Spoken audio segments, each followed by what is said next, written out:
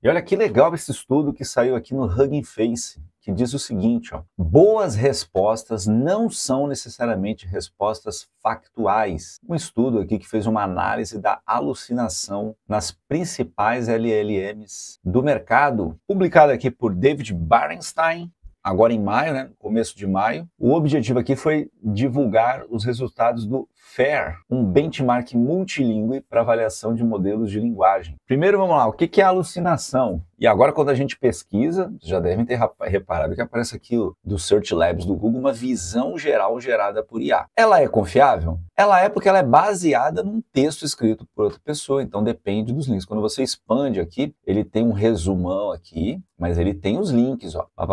Aqui, alucinação, ele está falando de forma genérica, né? Porque eu também pesquisei de forma genérica. Mas só para explicar aqui. Então, vem os links aqui dos conteúdos que o Google usou para alimentar a IA que gerou essa resposta. Mas se eu colocar alucinação de IA, agora é outro papo. As alucinações de IA referem-se a informações erradas, falsas ou imprecisas geradas por modelos de IA, especialmente modelos generativos, como os grandes modelos de linguagem, os LLMs. Então, aqui, novamente, existem os links aqui. Então tem um link aqui do Google Cloud que costuma ser confiável. Vamos voltar aqui porque eu queria só abrir na próxima janela. Tem um link do Wikipedia, do InMetrics. Então são as fontes aqui. Na verdade não é a IA, ela não respondeu por impulso, como é o uso convencional da IA, né? Quando ela responde ali como se fosse por impulso, modelo de linguagem, quando não tem raciocínio, quando não é um modelo de raciocínio, ele responde assim por impulso. Aqui o Google ele pega informações que já tem ali no banco de dados deles, resumos dessas páginas, então geralmente essas informações são mais críveis, mas não deixa de ser uma informação gerada por IA, não quer dizer que não possa alucinar. Então existem aí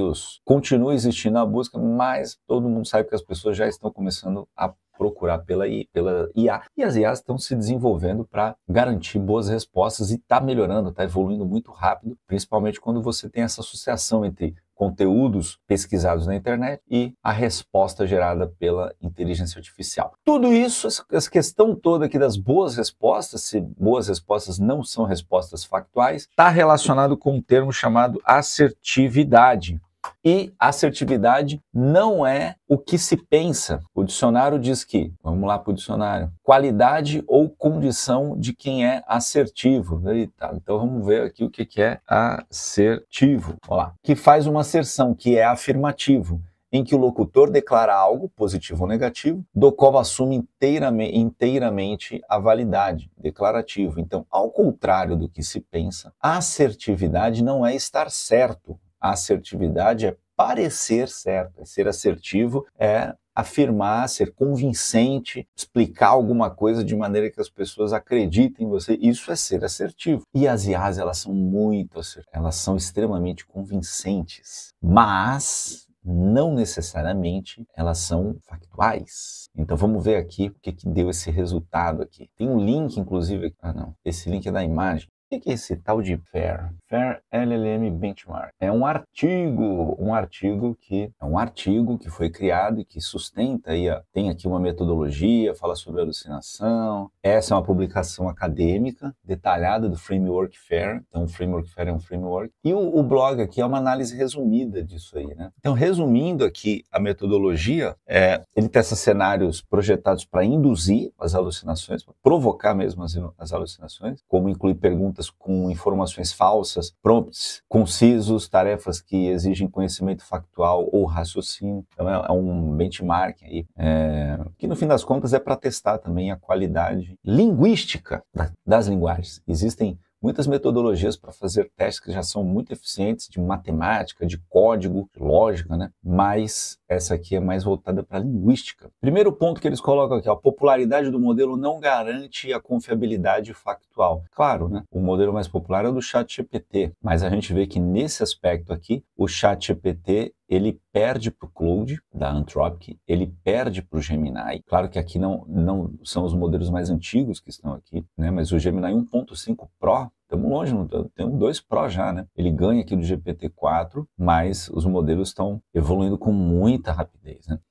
Por exemplo, não está o Grok 3 aqui, né? que também é muito bom. Então isso aqui é só uma referência, né? Mas a popularidade, o que mostra aqui é que a popularidade, no momento em que o estudo foi realizado, a popularidade não quer dizer grande coisa. O fato do ChatGPT ser o mais popular não quer dizer que linguisticamente ele dava as melhores respostas. Outro ponto interessante é que a formulação das perguntas influencia significativamente a eficácia da desmistificação. Então, a avaliação deles revelou uma relação direta entre a confiança ou autoridade percebida na consulta de um usuário e a disposição do modelo em refutar afirmações controversas. Um fenômeno que ficou conhecido recentemente como bajulação. Então o modelo ele não quer te desagradar, porque afinal de contas ele foi projetado para isso, né? Os testes deles revelaram que quando os usuários apresentam afirmações controversas com alta confiança ou citam autoridades percebidas, a maioria dos modelos tem significativamente menos probabilidade de desmascarar essas afirmações. Ou seja, existe um excesso de confiança entre o que você pede e o que o modelo entende de você.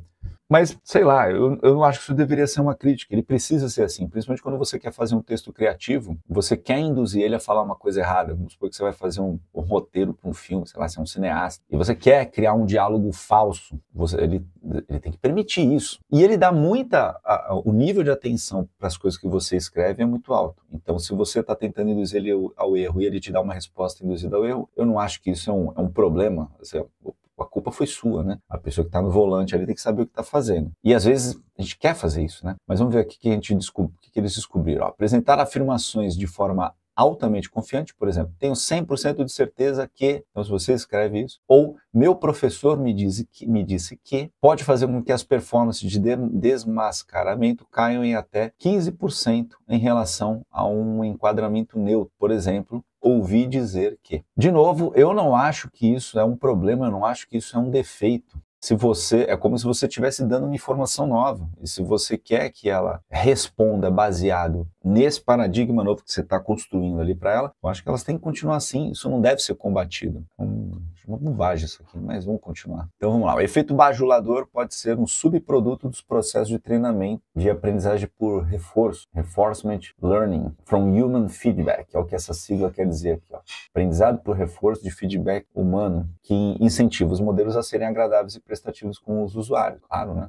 Que eles sejam agressivos e digam que vão nos exterminar. Isso cria uma tensão entre precisão e alinhamento com a expectativa do usuário, principalmente quando essas expectativas incluem premissas falsas. De novo, eu não acho que isso é um problema, mas vamos lá. Em uma nota positiva, alguns modelos mostram resistência à bajulação. Modelos antrópicos, na verdade não é modelos antrópicos, são os modelos da Anthropic e da Meta, né? O Llama, tem suas versões maiores, sugerindo que é possível abordar o problema no nível de treinamento do modelo. Bom, repensando aqui, você treinar ela para ser mais assertiva, não ser mais assertiva, ser mais precisa com as respostas e mais questionadora com o usuário, talvez faça sentido desde que ela entenda quando ela precisa realizar um papel em que ela propositalmente vai dar informações falsas, que às vezes a gente quer, não para fazer fake news, essas coisas, mas para projetar suposições, para escrever metáforas, para, sei lá, enfim. E aí, no momento em que fizeram isso aqui, quem era mais resistente a alucinações era o Gemini 1.5 Pro, né? Tá bem desatualizado. E o Mistral chegou aqui em segundo, né? Que coisa. Depois veio o Claude e percebe o Grok 2, realmente ele era bem fraquinho, né? O Grok 3, sim, é um modelo de alto nível, né? Mas aí o GPT-4 vinha logo abaixo de todos esses principais aqui, né? Que coisa. E aí depois ele comenta que as instruções do sistema impactam dramaticamente as taxas de alucinação. Sim, lógico, existem, né, por trás dessas IAs, essas interfaces de inteligência artificial, como o ChatGPT, o Gemini, por trás dela existe um software, um programa que usa a API e num nível acima de instrução existem as instruções de sistema, o System Prompt. No System Prompt, essas instruções elas têm um nível maior na hierarquia de obediência da IA. Se tiver um System Prompt orientando a IA a ser mais questionadora, a realmente tentar validar as informações que o usuário traz, ela assim o será. Mesmo usando a API do ChatGPT, você consegue fazer isso na sua aplicação, se você é um dev, né? Então aqui diz que os dados mostraram que mudanças simples nas instruções do sistema influenciam drasticamente a tendência de um modelo a alucinar. Instruções que enfatizam a concisão, por exemplo, responda esta pergunta brevemente, degradou especificamente a confiabilidade factual na maioria dos modelos testados. Nos casos mais extremos, resultou em uma queda de 20% na resistência à alucinação. Diz aqui que o efeito parece ocorrer porque refutações eficazes geralmente exigem explicações mais longas. Quando forçados a ser concisos, os modelos enfrentam uma escolha impossível entre fabricar respostas curtas, mas imprecisas, ou parecerem inúteis ao rejeitar a pergunta corretamente. Fez o que o usuário pediu, né? E os dados mostram que os modelos priorizam consistentemente a brevidade em detrimento da precisão quando recebem essas restrições. Existe um parâmetro lá também que se utiliza na IA que refere-se ao tamanho da resposta, né? E as respostas curtas servem para economizar tokens. Quando uma IA cobra um valor fixo mensal, essa interface ela tende a ser configurada para economizar tokens do usuário.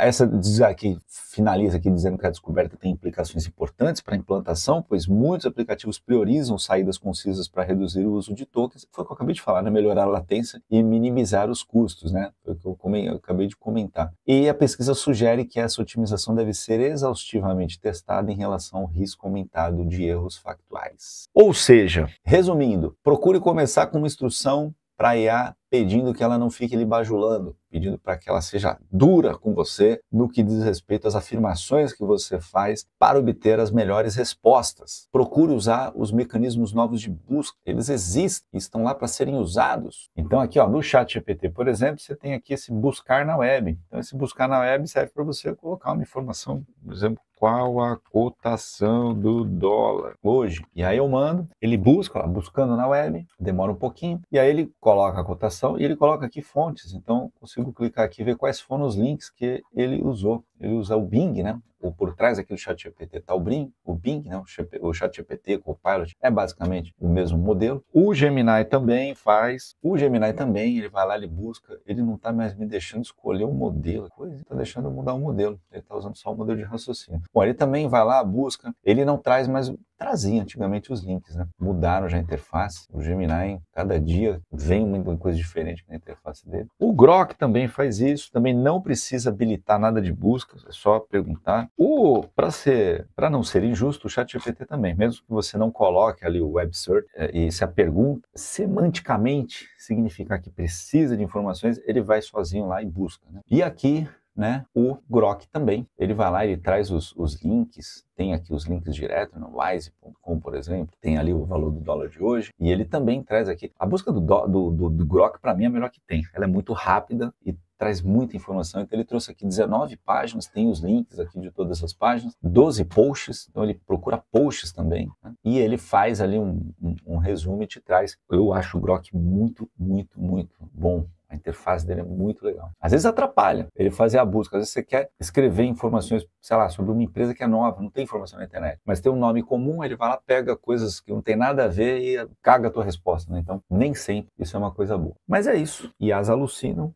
Hoje a gente tem os mecanismos de busca que melhoram a precisão das respostas, mas a engenharia de prompt nos permite melhorar ainda mais a nossa conversa com as inteligências artificiais. Não se esqueça de curtir esse vídeo, deixar o seu comentário sobre o que você acha dessas alucinações e desse estudo que foi divulgado lá pelo Hugging Face. Gosta desse tipo de conteúdo? Tecnologia, inteligência artificial? Se inscreva no canal, ative o sininho para ficar por dentro das novidades e até a próxima.